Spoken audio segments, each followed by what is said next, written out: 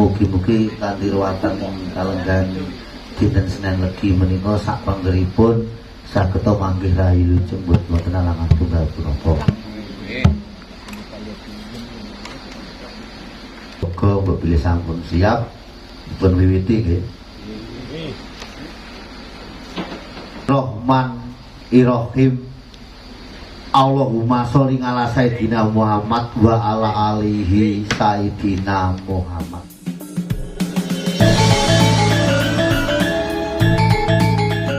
Niatingsun ambasmipun nang dupaku dupa mulya kukusi kang sembaka mulya sumusuk saring sarwa tinampan Gusti Allah ingkang Maha Kuwasa kukusit semutuk saning iman hima himantaka sumundul saning sarwa anjok ing swarga loga tumurun dhateng danyuang semara bumi ingkang cikal bakal dukuan ngumpak boto tengah utawi boto kidul nini danyang kaki danyang Mbah Mayang Sari ingkang lenggawon ning ngumpak ampun kaget ampun jumbul kula taosi sekul petak gondarum kula ngruwat wonten pumah pekaranipun Mbah Dugel sanak danyang kiblat sekawan ingkang babat dukan dayaan Mbah Poito sak gutrah kula wangsane ingkang cikal bakal wongkon bumi dayaan dipun geni Mbah Dugel nini danyang kaki danyang Semara Tanto ingkang cikal bakal bumi dayaan ingkang babat bumi dayaan Mbah Poito, Mbah Mondoleko, Mbah Onggo Kerti, Watu Dukun Blumbang Dayaan, Mbah Manguntiko, Mbah Bindoroto ingkang wonten ing lenggah wonten ing danyang kiblat sekawan ingkang wonten ing Dayaan ampun kaget ampun jumbul kula sikul petak Gondaro. Nur kanapi rasaning menyan selo petak utusaning menyan menyanku sinara napi prapenku siku Dratullah. Sir kumaya kumayane yang Sunan Lawu kang sumari wonten arga dalem ukir lautan katon kang katon sejatine urip tan kurang pati langgeng kang kaniwah mulya datan kawan karo nuwun-nuwun. Sir kumaya kumayane yang Panca Wibawa ingkang lenggah wonten ing Cemara Sewu tan katon kang katon sejatine urip tan kurang pati langgeng tan kenaning wah mulya datan kawuran kawula nuwun-nuwun. Sir kumaya kumayane yang panembahan Pangeran Suragati ingkang lenggah wonten ing Gunung Mengadeg inggih yang alap-alap samber nyawa tan katon kang katon sejatine urip tan kurang pati langgeng tan naning wah mulya datan kawuran kawula nuwun-nuwun. Sir kumaya kumane yang panembahan Pangeran Kaca Negara ingkang lenggah wonten ing Pertapan Pringgondani tan katon kang katon sejatine urip tan kurang pati langgeng tan naning wah mulya datan kawuran kawula nuwun-nuwun. Sir kumaya kumane yang Aji Imam Baweh ingkang lenggah wonten Masjid Tiban Bakalan tan katon kang katon jati urip tan pati langgeng tan kaliah mulya datan kawula nuwun. Sir kumaya kumayane yang Begawan Sampurna Jati ingkang lenggah wonten puncak Gunung Dieng tan katon kang katon sejati urip tan pati langgeng tan kaliah mulya datan kawula nuwun. Sir kumaya kumane yang Ismaya Tunggal Dewi Kanastan ingkang lenggah wonten ing Pertapan Satrian Girimane Kaki Biwet Wangkeng yang Sabdarasa yang Sabdasari ingkang lenggah wonten ing Pertapan Girimane Wewengkon Slagahima tan katon kang katon jati urip tan pati langgeng tan naning wah mulya datan kawuran kawula nuwun. Sir kumaya yang Kantipta ingkang lenggah wonten puncak Gunung Indrakila Talun Nangka Gunung Arjuna tan katon kang katon sejatine urip-urip tan pati langgeng tan wah mulya datan kawuran kawula nuwun. Sir kumaya kumane yang Syekh Zakaria Raden Iman Penganiman Pujana ingkang lenggah wonten ing Pertapan Wewengkon Wanasari Dukuh Wanasari wonten ing ereng-ereng Gunung Kawi tan katon kang katon sejatine urip tan pati langgeng tan wah mulya datan kawula nuwun. Sir kumaya kumane Raden Mas Minak Koncar yang Jayeng Rasa yang Jayeng Sabda ingkang lenggah wonten ing Alas Purwa Banyuwangi tan katon kang katon jati urip tan langgeng tan wah mulya datan kawula nuwun. Sir kumaya kumane yang Tunggul Wulung kang gawon puncak Gunung Lima yang Buwana Keling kang wonten ing Kebon Agung yang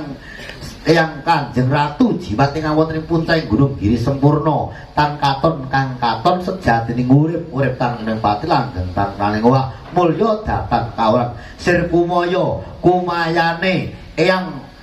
Panji Semirang Eyang Panji Saputra Raden Jayengwasti ingkang lenggah wonten ing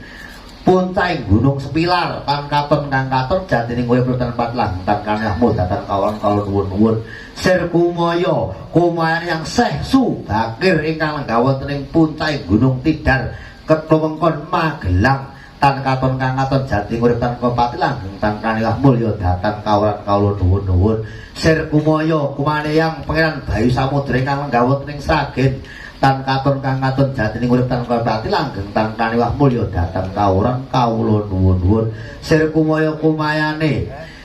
Eyang Suragati, Eyang Suramanggala mliginipun Eyang Bagus Korek, Eyang Bagus Gimbal ingkang lenggah wonten ing Klampe Sireng tan katon kang katon jati urip tan pati langgeng tan kanilah mulya dhateng kawulan nuwun-nuwun nur kanampi rasaning menyang sela petak utusaning menyang Kusinara Nabi Prapen Gusti Kodratula kula taos selung Pak Gondarum kula tujuaken dhateng para yang manggen wonten priyapanipun piyambak-piyambak anglo manggen wonten sakmestinipun kula nyuwun sapandunganipun anggenipun badhe miwit ngluwat wonten omah pekaranipun Badugel sumilak sumingkira gudhorentane kantuna kuat kesegane antara sawetarane dipun kataken rejekine kula dalang isih bocah cilik isih mente-mente ning padonane mbokku aku wis wani ngruwat nyapa kok budi iki bocah bayu saning ruwat kula nampa wahyuning kasutapan ngilmu pakempang ruwatan inggih punika saking Ki Demang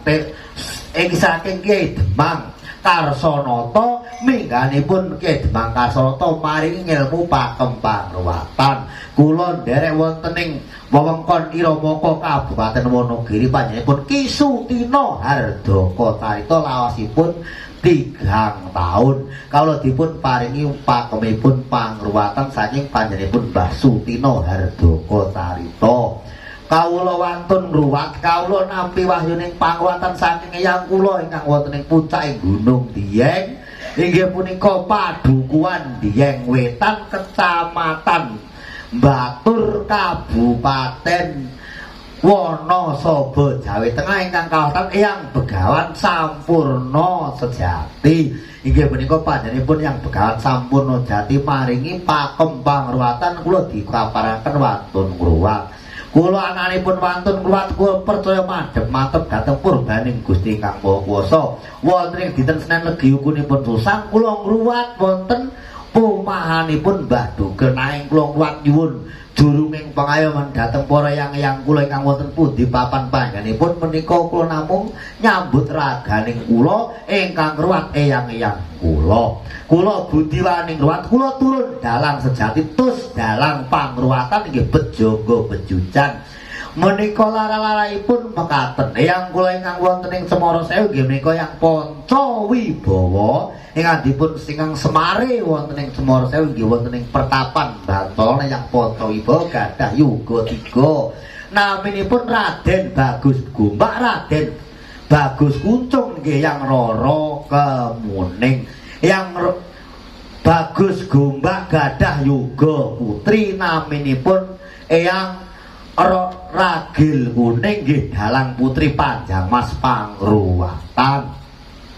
Eyang Rara Kemuning nggih yang Ragil Kuning gadah yoga jaler naminipun Mbah Sura Sentana ingkang pidalem wonten ing Dlepih Kayangan Jalatunda Kecamatan Tirtamaya wewengkon Kabupaten Wonogiri menika Mbah Sura Sentana inggih dalang bejujan pangruwatan saking Panjang Mas Mbah Sura Sentana gadah yoga putri naminipun Mbah Saminah Mbah Saminah gadah yoga putri Mbah Saminah gadah yoga putri naminipun Mbah Singo Pranti ingkang dipun sarekaken wonten Sepet Watu Agung Dayaan Badekan Ponorogo Mbah Singo Pranti gadah yoga bejonggo bejujan menika naminipun Mbah Karya Mijah ingkang pidalem wonten ing Krincing Watu Agung dipun sareaken wonten ing Sepring Watu Agung. Mbah Karya Mijah gadah yuga jaler naminipun Mbah Jong Rama Senen. Mbah Jong Rama Senen gadah yuga Mbah Suginah Swargi, Mbah Suginah gadah yuga Rusmiati. Kula turun dalang dadi turun ping 14 saking panjenenganipun yang kula ingkang wonten Blepih Jalatunda inggih punika Mbah Sura Sentana. Kula wantun ruwat awit kula netepi darmaning senining pakem pangruwatan. Kawula ngruwat wonten omah pekaranganipun Pakde Dugel wonten dinten Senin Legi ukunipun Susang ingkang dipun ruwat siji ngruwat Panjurung Sukma ingkang dipun ruwat menika Badan Sukma. Sukmane Mbok Tumiatun ingkang sampun mantuk dhateng jaman akhiripun pun ruwat sageta manggen wonten ing swarga langgeng. Ingkang kalih ingkang pun ruwat omah pekaranganipun Pakde kula Dugel inggih punika ngruwat Sentek Liwer Dubal Kepaya ilang apa-apa citrakane lara rogane ngeres lindune Dubal Kepane kantuna kuat kesegerane. Ingkang angka 3 ngruwat anak Panturan Kinapit Sendang utawi Sendang Kinapit pelaturan bajengipun sederek kula jaler naminipun Kang Sitam ingkang angka kalih Yusitin ingkang angka 3 Kang Suranto menika dipun wastani Sendang Kinapit Panturan. Ala alane wong ngruwat ora kudu wong becik, wong ngruwat ora kudu wong pinter, ning ngerti dununging pakeming pangruwatan saka jagat kidul kulon lor. Kula nampi pakeming pangruwatan saking jagat etan inggih menika saking panjenenganipun Rama Denang Karsanata ingkang pidalem wonten ing wewengkon Pasirian Talunangka Jawa Timur. Kula gadah ngilmuning pakem pangruwatan Panjurung Sukma. Kula nampi pangruwatan Bocah Sukerta saking panjenenganipun Ki Sutina Hardaka carita saking wewengkon Kecamatan Romoko Kabupaten Wonogiri. Kula nampi kasutapan wahyuning pangruwatan resik-resik pageran omah menika saking panjenenganipun Suwargi Eyang Buyut Sumarsana inggih Eyang Buyut Naryana Dieng tumurun dhateng Eyang Sumar inggih Eyang Begawan Sampurna Jati pun paringaken kula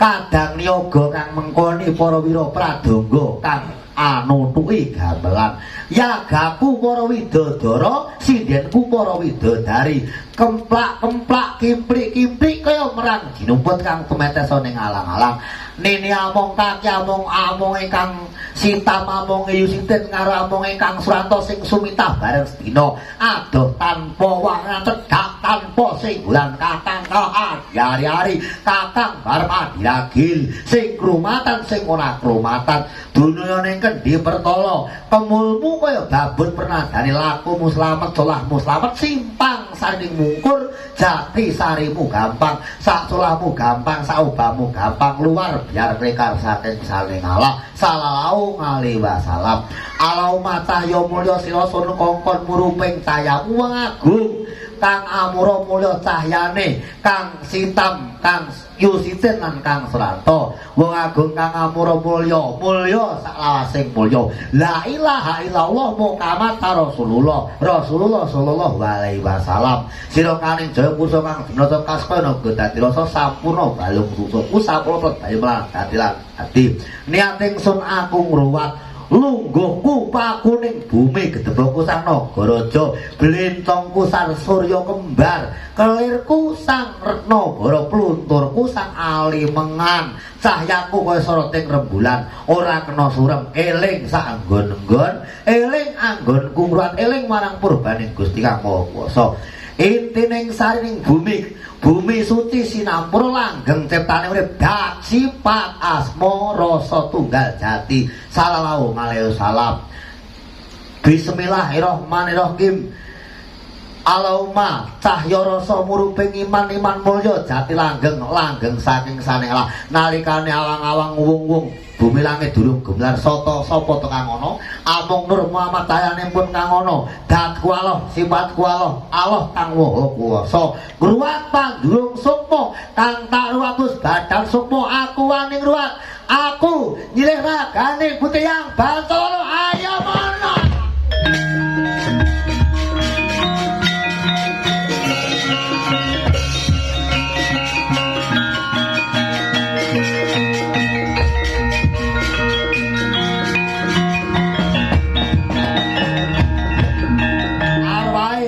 tumiatun kumliang ning awang-awang tinampanan para malaikat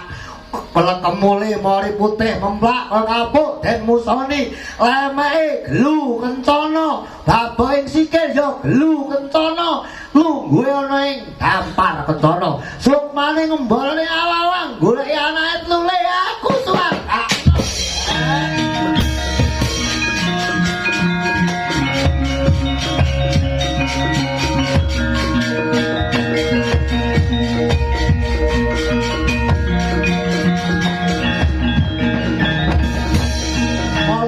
bapat yang kesini Gusti Allah sing ijabeno jroning alam kubur peteng gedhet limengan sukmane mbok tumiatun manggono niki papat dunya langit sapitu ngembara golek anake mbarep njaluk donga munggah ana ing swarga loka sangune bentis karo mori putih digendong didit sangune sukma sukmane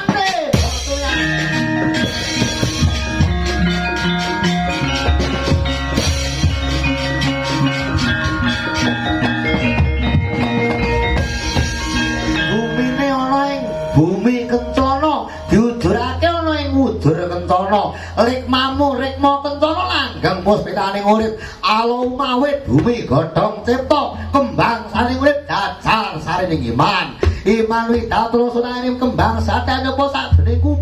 kubure mbok tumiatun nalikane balung utangna kari balung maneh kari rambut kukumu tangna kari Muhammad kang nampan Allah kang nyepeni bumi suci sampurna nanging maneh manungsa ora kena sampun iki dununge manungsa ngalahi salam panjang kita panyedat murung saya murta kang andel bola panjang ana muri kang Suranto kang Sita ngayu sitin panjang ana muri salemu kang slamet nguwato siratal mustaqim oleh samping Kanjeng Nabi Muhammad Rasulullah sallallahu alaihi wasallam wujud Mekah Medina Gunung Kudratullah pulahe dadan tanpa mulah alwamah amarah supiah mutmainah kubura kang alus titisa kang antip barya marang asal tunjung sinapura sampurna ro anane mbok tumiatun sampurna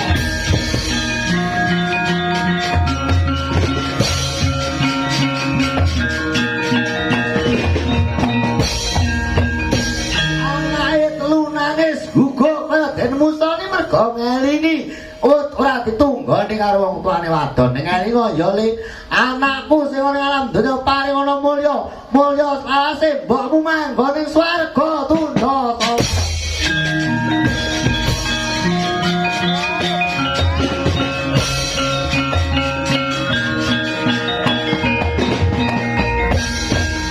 sukmane wis mempen dadi siji urupe cahya wis manunggal dadi kiriman donga suci karo anak-anake kinemplan para nabi tinampan para malaikat kinemplan para widodari ayem tentrem sing ana alam donya padha sampun manggone alam kubur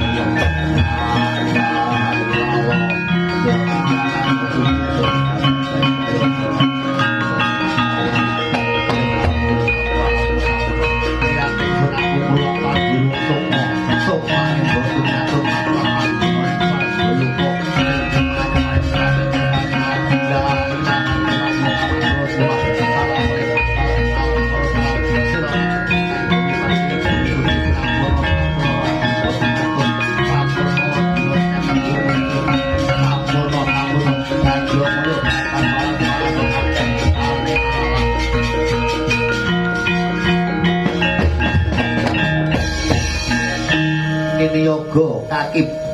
yoga kang kala berdewa dewaning para widodara widodari kang nabuh anggon kungurwan. Aku njaluk gending ladrang slamet kare ben slamet wargane Wedugel sak anak putune.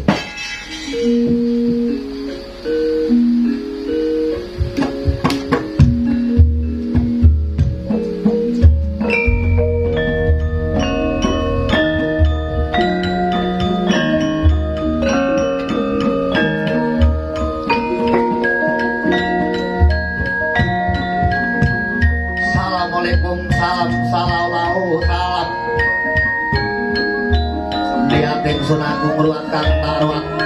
omah pekaranganing Mbah Dugel sanak putune sanak turun.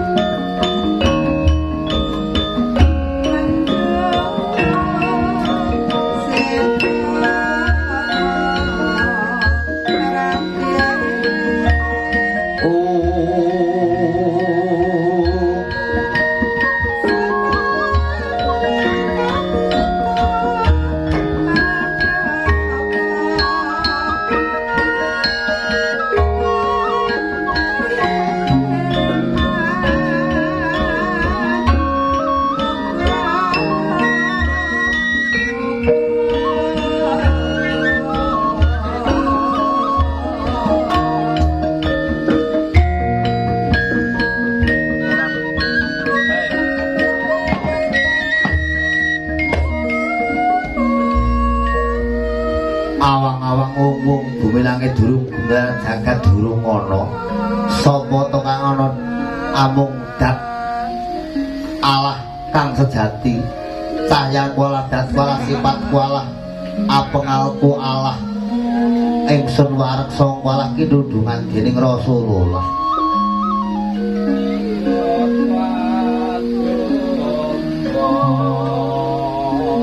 Kinemulan para sukma kinemulan para nabi la ilaha illallah Muhammad raya Rasulullah. Tatkala ning awang-awang wong dulung gumelar minangka dadi purwaning kondo anenge wonten ing Kayangan Balimarcu Kundha manik ya ing Kayangan Salindra Bawana Sang Hyang Catur Buja lenggah wonten ing dampar detok napiting para widodara widodari kadhep sandring suduk pangudal-udal Sang Hyang Bathara Narada kasabeng tapapanipun Bathara Brahma nenggih dhateng kantun Sang Hyang Sakra ya Sang Hyang Surapati teka kaya mangkono pangudas marane warga ngandhani kawijining lesan.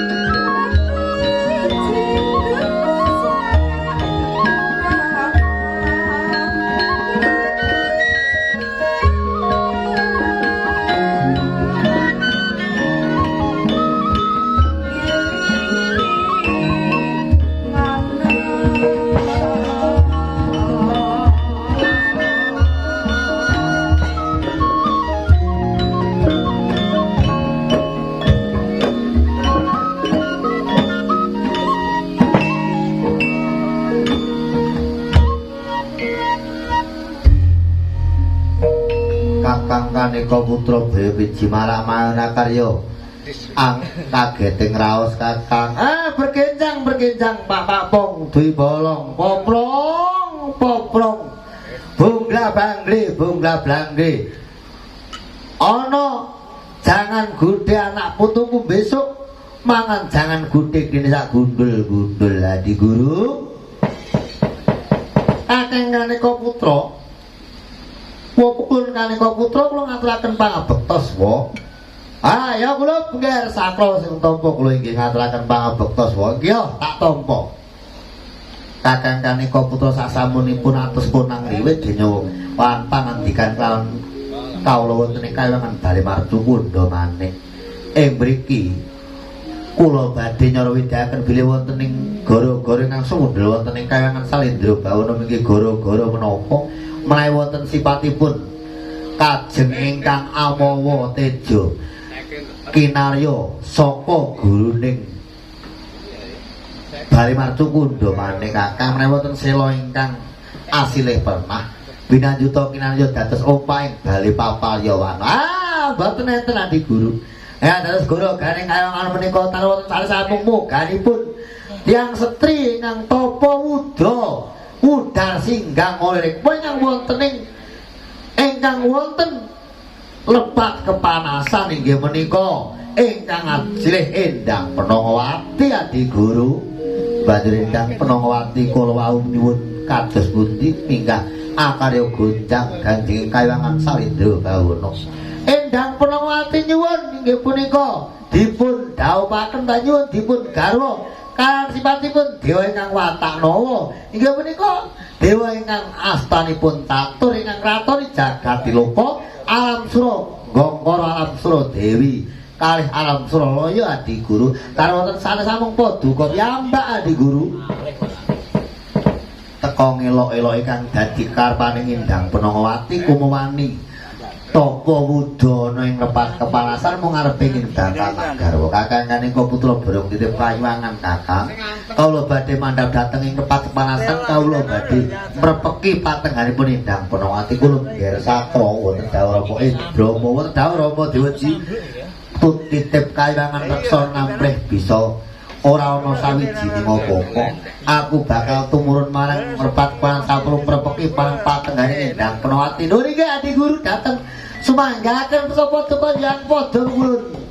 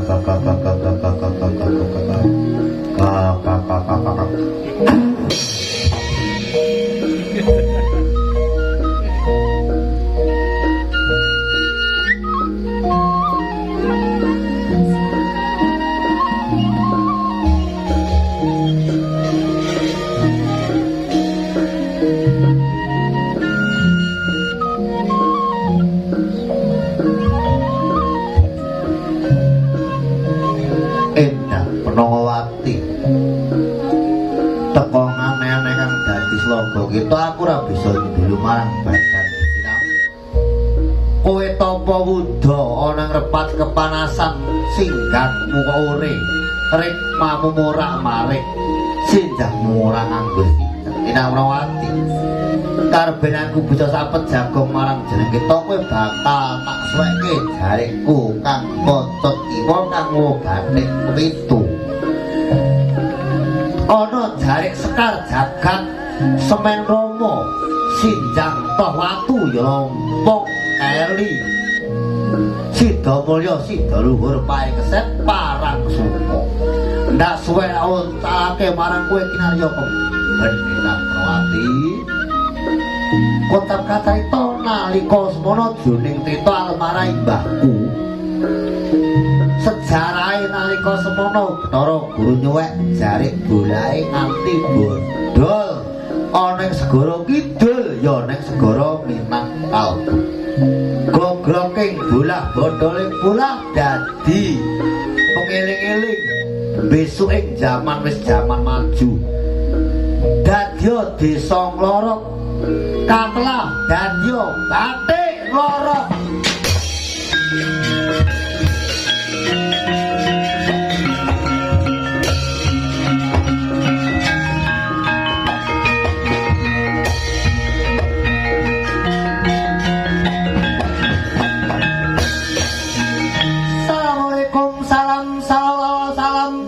bumi mengaraga mengo tutuk nglawang mengo mengakno sandang pangane badugel aja padha sira bali mbok Dewi Si Jomodana mbok Si Kendel mbok Si Menel mbok Si Pertimah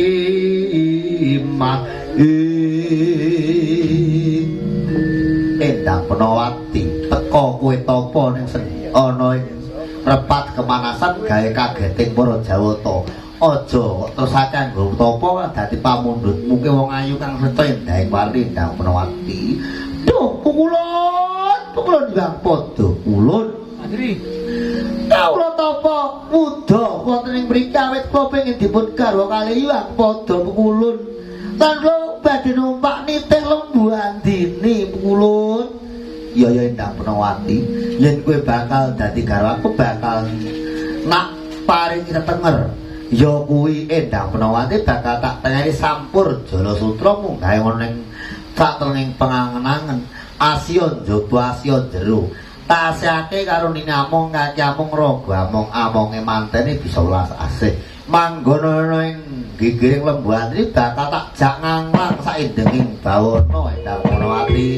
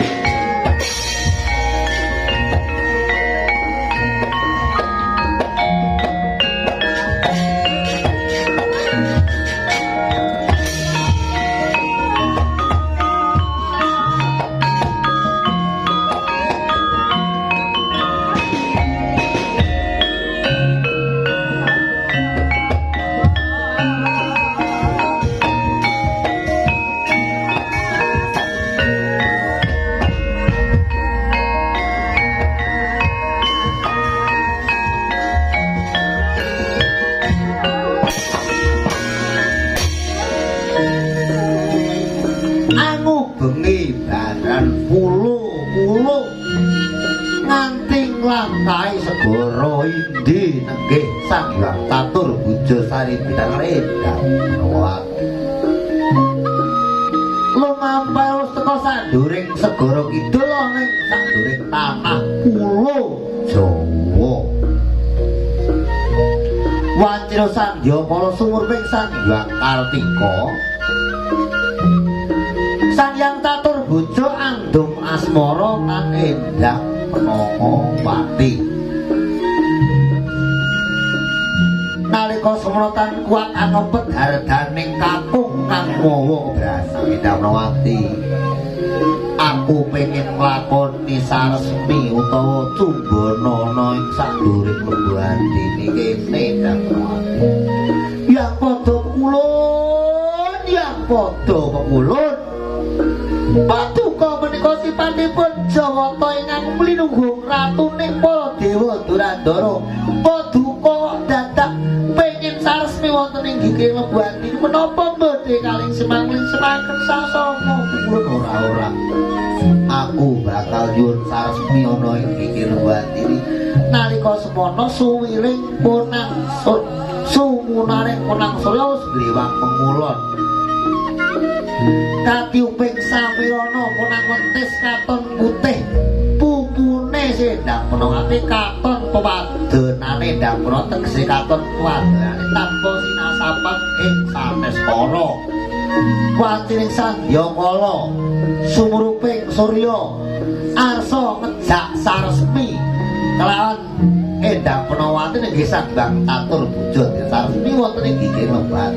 denuwak angan kiwa dening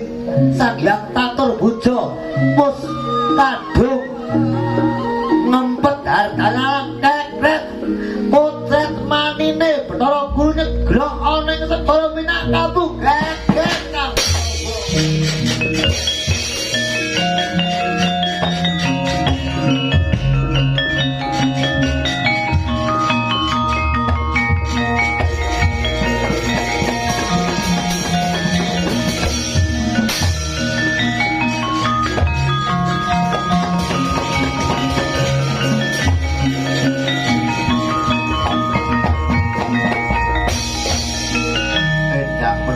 kowe wong culika Endang Penawati kowe wong culika watakmu kowe dening sipating setan kowe wani-wani kowe komo wani gawe ubaling asmara nanging kowe ora gelem tanggung jawab nganti kotret komanku ning segara Minangkabau tak tibane cis alu goro ora kelakon dadi sewalang-walang kowe Endang aduh ya pontomu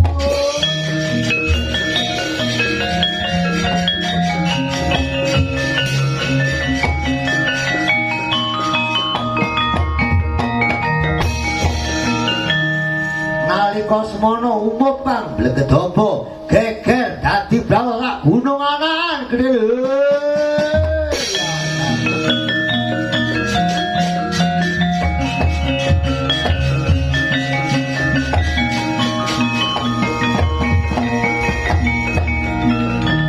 Assalamualaikum salam singgah teka singgah padha sira suminggal ngomo singa wulu padha sira sumingkira kala-kala jim setan primbang klek-klek balung atandak sing ana apa mak perkarane amit-amit jabang bayi saya gedhi lakune sikama salah implik-implik kaya perang jinumput para mlayu ning go gegeng koma salah dadi brawala dadi buta bajang sak gunung gedene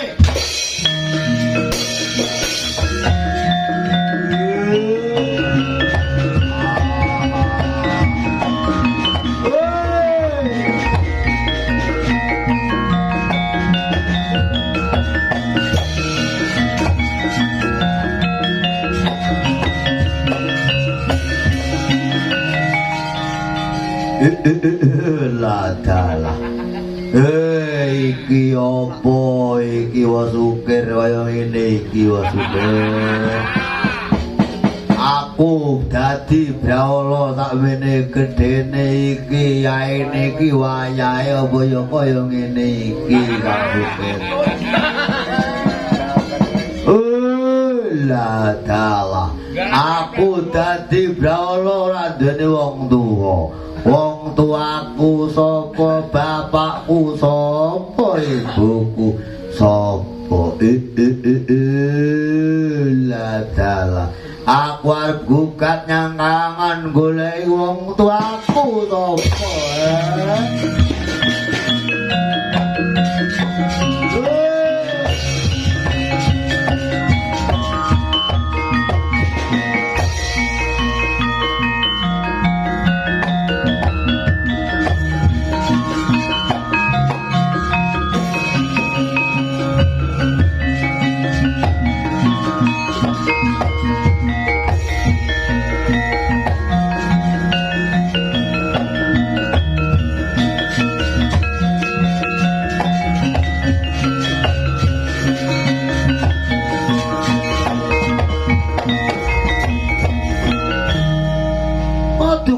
tindak saking pundi yang padha pekulun paduka kados ngaten mekaten yang padha bekulun krenggos sampekane panjenengan menika. Duh Dewi Moranti, aku mentasa nglinggar sawing petaman mlaku jumpa ning taman kawidodaren kene. Awit sangka keseling awakku aku nganti kaya ora kuat bisa ndemal badan siramu endang Dewi Moranti.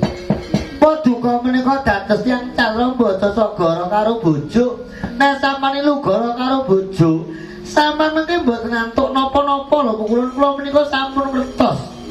Paduka menika ketingalipun menika Jawata nang lampan paduka lendang Benongowati menika kan dhewe patraping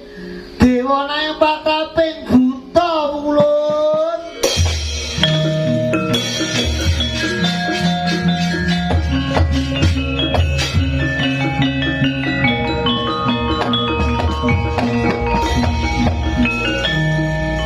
Kowe nyabdake aku nganti modot siungku nganti metu gombak kowe mburi kene aku kaya dening sipating donaning aku panesku lho dening sining Bathara. Dewi Moranti, kowe wani ngesotake marang wong lanang nyentak karo wong lanang mulung wadon kuwi sakmane ora kena nyente karo wong lanang ndak sudo rezekine. Endang Moranti kowe dudu patraping widodari nek tak sotake kowe dadi ora seksi ndang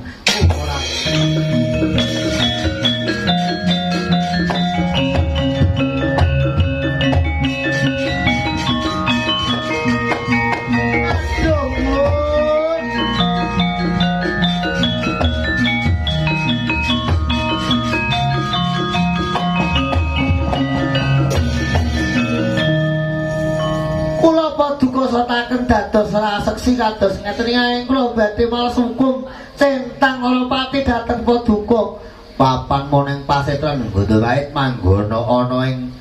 ya kuwi ning pasetran Gondowait ping dandang mangure kuwi sesilya Dewi jenengmu Dewi Durga utawa Dewi Permuni nanging kowe ora kena njaluk apa-apa marang aku kalamun to kowe ora wenehi kowe kudu ora kena nggodha-godha marang aku Permuni panggonmu ning pasetan Gondowait Ratana Para jim setan pripangan klek-klek balung atandak Ratana ning papan kono karben kowe ngratoni babanganing baju barat.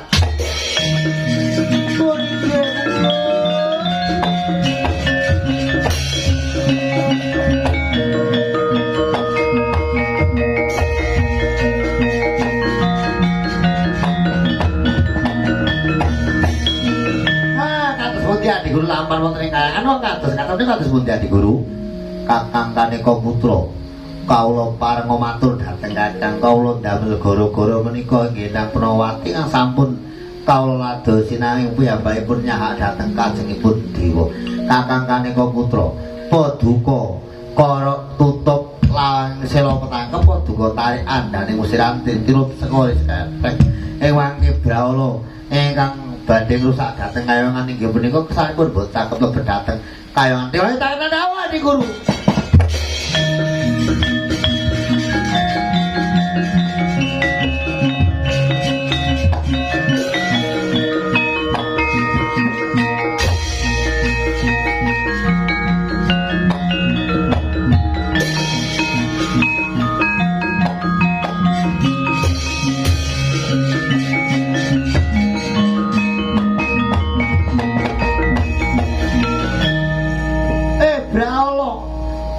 Saknane anak dewa Brahala kuwi komane Bathara Guru ya manine Bathara Guru sing gogrok ning samudra Minangkal buwe kowe gugaton nyangan bapakmu kuwi dewa tanpa tak sungsang bawana balik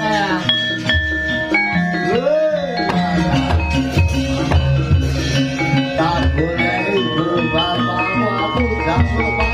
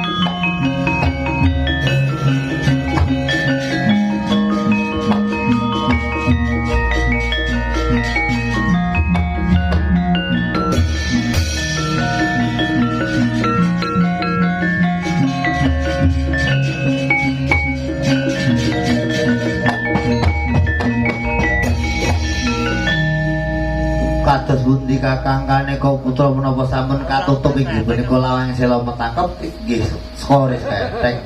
Punapa sampun paduka tarik anda sirante. Iya Di Guru. Sampun katutup inggih punika koris keteng kula tarik anda sirante ambek bilih supados ngaitani brahala ingkang tanpa jeneng menika boten saged mlebet dhateng Kayuwangan Jengring Saulaka. Kakang Kaneka putra ngaturaken going panuwun para dewa nadan tokoi seketeng mok tutup aku iso mlumpat ana ing langing sela metang.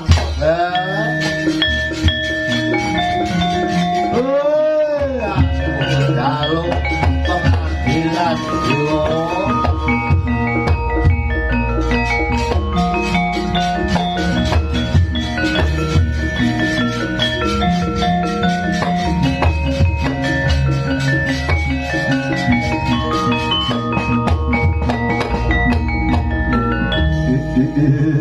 Aku brahala sing ora duweni jeneng. Aku njaluk pengadilan. Bapakku sapa, ibuku sapa, ora mok aku. Aku bakal ngobrabrik Kayuwangan kene. Brahala. Kowe goleki wong tuamu ora dadak kesuwen tinimbangane marakake padudonan patlan ora bakal ora rampungi. Wong tuamu ya sak temane ya aku iki kan bisa ngratoni jagat loka. Aku sesilihku Sang Hyang Catur Bujaya Banrani Lokandha. Yen kowe mono anakku, aku guru bapakmu ya. Brahala, kowe tak aku dadi anakku nanging kowe aja galak karo yen aku. Aku ora galak guru bapakku, aku do tanpa busana dewa sandangane apik-apik. Aku njaluk sandangan guru bapakku. Sandanganmu apa? Bathara Kala aku njaluk tumpak madu katrema, njaluk mas bludrut tegere geni nyang jamrut kaya sandanganing dewa sing mburi kuwi. Merga kuwi rupane kaya rupaku. Ladalah. Ya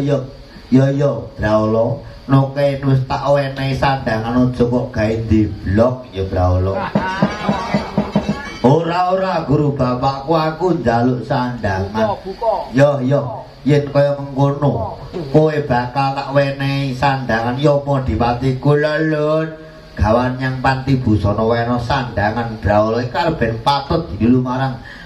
drema menungsa. Niki dateng nika ngestaken dawuh lho ayo tak sandangi Brahala.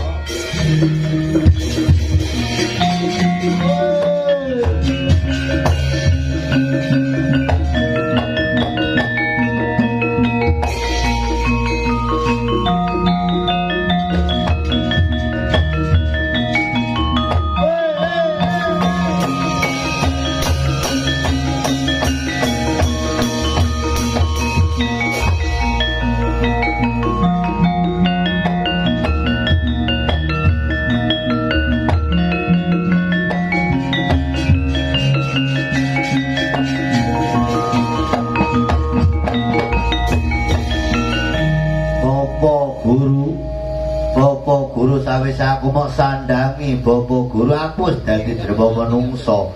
Iya Bathara, iya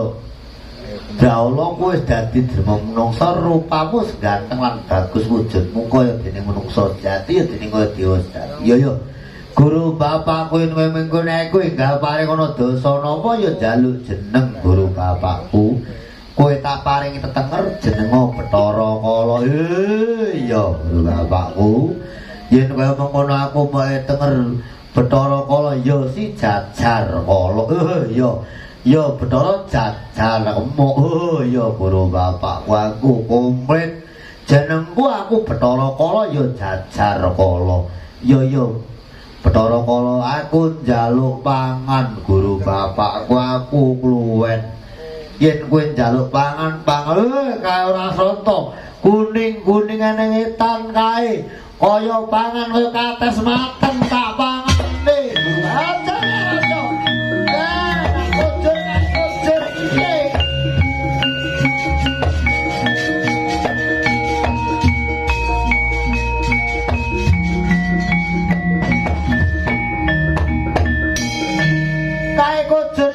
kados mekaten di guru kados pundi kakang menika ingkang kuning-kuning wonten ing menika tinakwa kados nanging menika satenipun pagesanganing jalma manusa inggih Sang Surya kembahan saking etan nyemarapi kilen ingkang maring seger kuwarasan dhumateng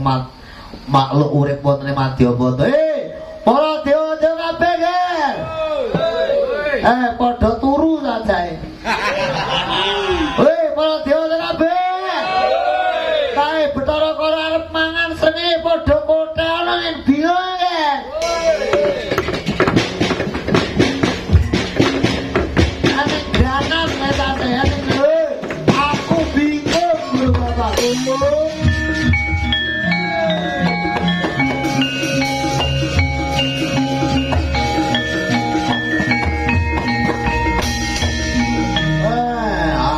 Bingung Guru Bapak arep ngemplok kuning-kuning ning etan Madyapada rame padha kothekan horeg tak rungokake aku nganti nelang-nelingake bingung kowe ning apa to Guru Bapakku.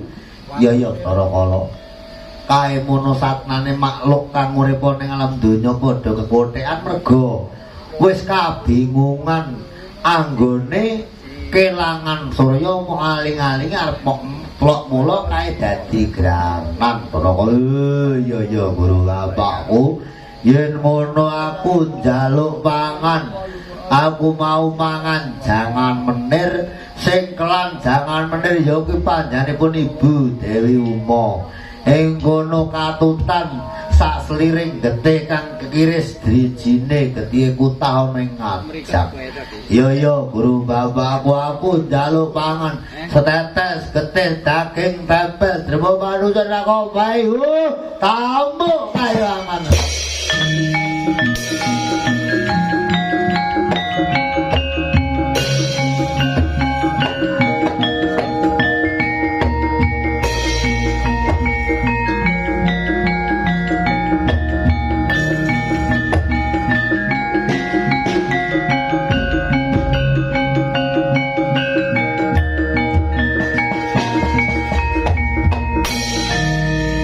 Ya Bathara Kala kuwi aja ngamuk kaiwangan ya yen kaya mangkono kala kowe tak wenehi panganan drema menungsa nanging kowe kudu ngabekti karo aku tumungkula marang Pertiwi bektiya marang wong pamuwadon temenga marang angkasa bektiya marang bapakmu aku. Ya Guru Bapakku tak lakoni sing penting aku wenehi panganan kang wujude daging utawa gedhe Guru Bapakku.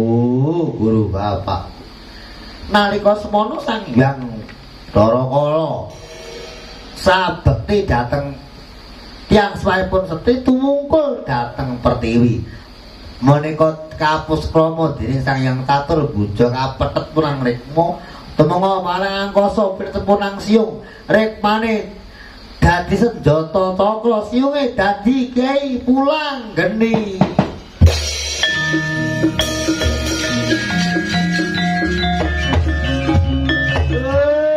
Awakku saya lemes Guru Bapakku.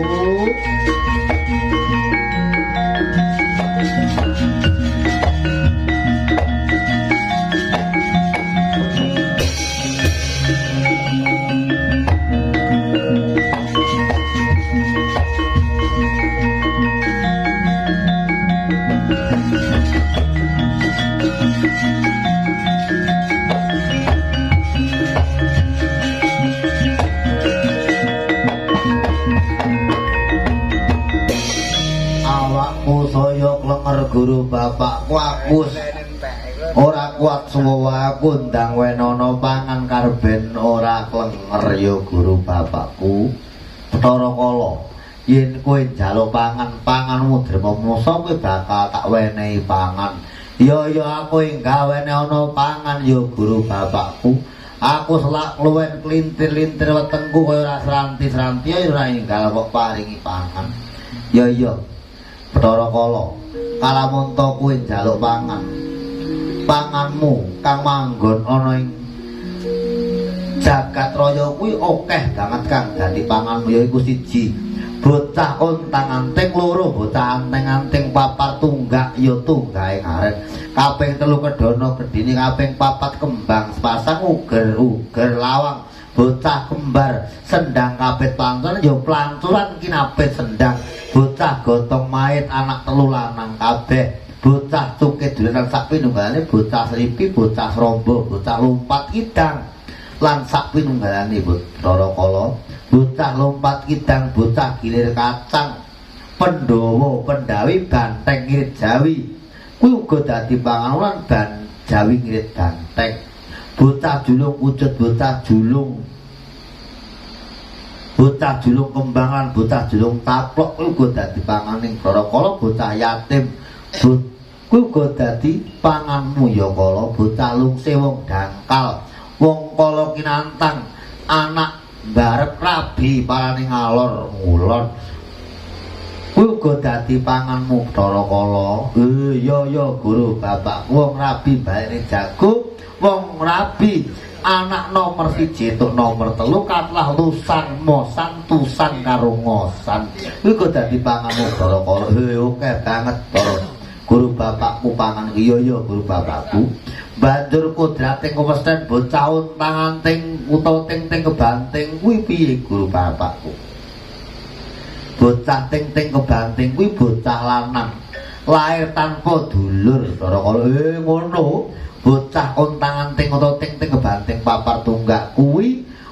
anak mbarep lahir lanang utawa wadon duweni dulur ana timong mati wae kuwi uga dadi panganmu Bathara Kala ya guru bapakku bocah kedono kedini lan kedini kedono bocah lahir loro lanang wadon